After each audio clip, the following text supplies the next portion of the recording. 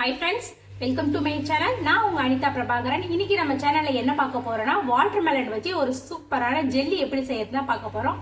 Video போறதுக்கு முன்னாடி மறக்காம என்னோட பிரணி பிரதி சேனலை மறக்காம சப்ஸ்கிரைப் பண்ணி வச்சுக்கோங்க. பெல் ஐகானை கிளிக் பண்ணி ஆல் ஆப்ஷன் கொடுத்துக்கோங்க. அப்பதான் நான் போடுற எல்லா வீடியோவுமே உங்களுக்கு வந்து சேரும். வாங்க வீடியோக்குள்ள போகலாம்.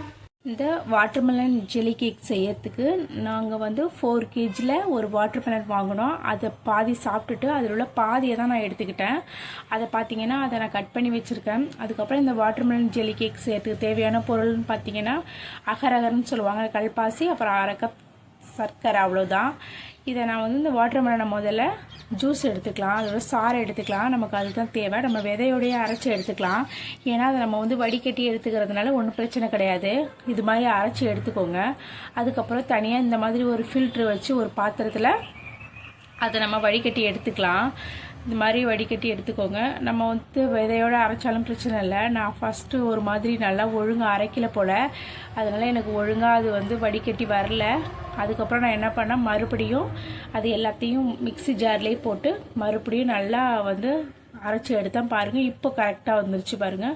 கொஞ்சம் கொஞ்சம் அந்த விதை இருக்கும். அதுக்கப்புறம் நம்ம ஒரு ஸ்பூன் வச்சு அதை நம்ம வந்து நல்லா வடிகட்டும் போதே அதை நம்ம ஸ்பூன் வச்சு கொடுத்தோம்னா அந்த விதையெல்லாம் மேலே தங்கிடும்.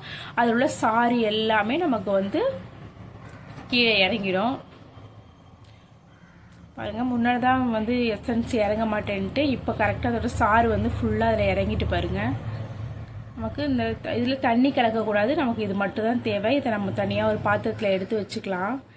நமக்கு வந்து தர்பூசணியோட சாறு மட்டும்தான் தேவை. நம்ம வந்து அதில் தண்ணி எதுவுமே கலக்கக்கூடாது. இதில் தான் நம்ம வந்து அந்த ஜெல்லியை செய்யணும். அதுக்கப்புறம் கொஞ்சம் அடிக்கணமான ஒரு பாத்திரத்தை அடுப்பில் வச்சுக்கோங்க. அடுப்பை ஆன் பண்ணிவிட்டு அதில் நம்ம எடுத்து வச்சுருக்கிற அந்த தர்பூசணியை அதுக்குள்ளே சேர்த்துக்கோங்க.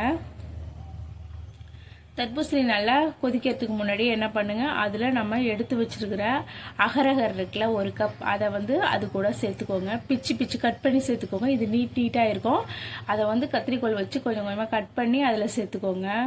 முழுசாக போட்டோம்னா அதோட கரையத்துக்கு கொஞ்சம் லேட் ஆகும். பிச்சு போட்டுக்கோங்க. இந்த அகரகர் வந்து எல்லா கடைகள்லையுமே கிடைக்கும்.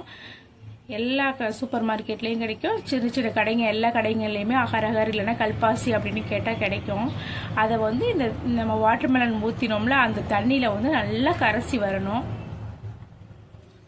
நல்லா கரைஞ்சி வர அளவுக்கு வெயிட் பண்ணுங்கள். ஃபஸ்ட்டு வந்து கொஞ்சம் லேட் ஆகும். அதுக்கப்புறம் கொஞ்சம் கொஞ்சமாக அந்த தண்ணியில் வந்து ஃபுல்லாக கரைய ஆரம்பிச்சிடும். நல்லா கொதிக்க விடுங்க. அப்போ தான் அது வந்து ஹை ஃப்ளேம்லேயே வச்சு கொதிக்க விடுங்க. அப்போ தான் அகரகர் நல்லா கொதிச்சு வரும். பாருங்கள், இப்போ ஓரளவுக்கு நல்லா கொதிச்சிருச்சு. நல்லா அகரகரும் நம்ம போட்ட அகரகர் கல்பாசின்னு சொல்லுவோம்ல, அது நல்லா கரைஞ்சி வந்துருச்சு பாருங்கள். நல்லா கிண்டி விட்டுக்கிட்டே இருங்க.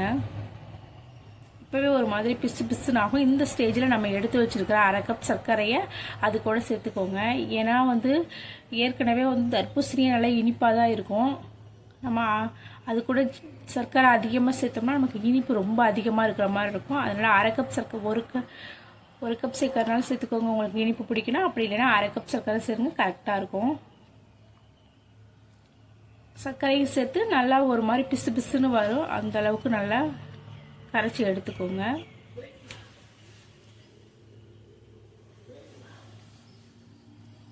அவ்வளோதான், நமக்கு ஜெல்லி வந்து கன்சிஸ்டன்சி ரெடி ஆயிடுச்சு பாருங்கள். நம்ம போட்ட சர்க்கரை, அகரகர், அப்புறம் அது கூட நம்ம எடுத்து வச்சிருக்கிற தர்பூசணி சாறு எல்லாம் நல்லா சேர்ந்து மிக்ஸ் ஆயிடுச்சு.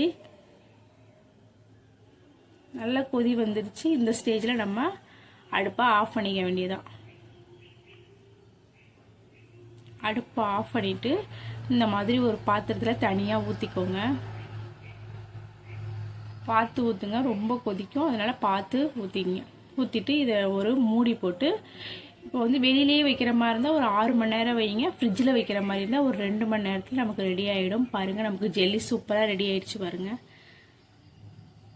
நான் இந்த ஜெல்லி வந்து ஒட்டாமல் வர்றதுக்காக ஒரு கத்தி வச்சு ஓரம்லாம் அப்படியே ஜெல்லி நமக்கு ஒட்டும் போது ஒட்டாமல் வரணுங்கிறதுக்காக அந்த ஓரம்லாம் கத்தி வச்சு கீறி விட்டுக்கிறேன்.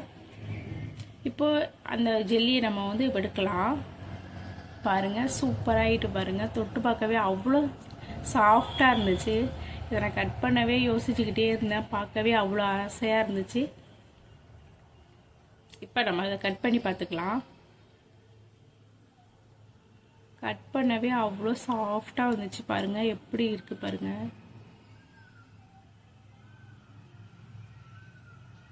நல்ல டேஸ்டாகவும் இருந்துச்சு. ஒரு பீஸ் கட் பண்ணி பாருங்கள் எவ்வளோ அழகாக இருக்குது பாருங்கள். வாட்டர்மெலனோட கலர் அப்படியே நமக்கு கிடச்சிருக்கு, எந்த கலருமே நம்ம சேர்க்கலை. சூப்பராக இருக்குது பாருங்கள். அவ்வளோதான். நீங்களும் இதே மாதிரி உங்கள் வீட்டில் செஞ்சு பாருங்கள். வாட்டர்மெலன், இலந்த பழம் இதெல்லாம் வந்து சீசன்ல தான் கிடைக்கும். அப்ப நீங்க வந்து என்ன பண்றீங்க, சீசன் கிடைக்கும் போது என்னென்னலாம் செஞ்சு உங்க வீட்டுல உள்ளவங்களுக்கு செஞ்சு கொடுக்கலாமோ அதெல்லாம் சீசன் கிடைக்கும் போது செஞ்சு கொடுங்க. இந்த வாட்டர்மெலன்லாம் இப்போ வந்து சம்மர் சீசன்ல தான் கிடைக்கும். அப்ப எந்த சீசன்ல எந்த பொருள் கிடைக்குதோ அதை வச்சு உங்க வீட்டுல உள்ளவங்களுக்கு செஞ்சு கொடுத்து சந்தோஷமா இருங்க. அவ்வளவுதான். இந்த வீடியோ பிடிச்சிருந்துச்சுன்னா மறக்காம உங்க வீட்டுல உள்ளவங்களுக்கு சேவ் பண்ணி செஞ்சு கொடுத்து பாருங்க. நாளைக்கு வேற ஒரு ரெசிபில பார்க்கலாம். அப்படியே மறக்காம என்னோட சேனலையும் சப்ஸ்கிரைப் பண்ணி வச்சுக்கோங்க. நம்ம கணவங்களுக்கு செய்யற சாப்பாட்டை கஷ்டப்பட்டு செய்யாம இஷ்டப்பட்டு செஞ்சு கொடுத்து பாருங்க. ரசம் கூட அமிர்தமா இருக்கும். தேங்க்ஸ் ஃபார் வாட்சிங்.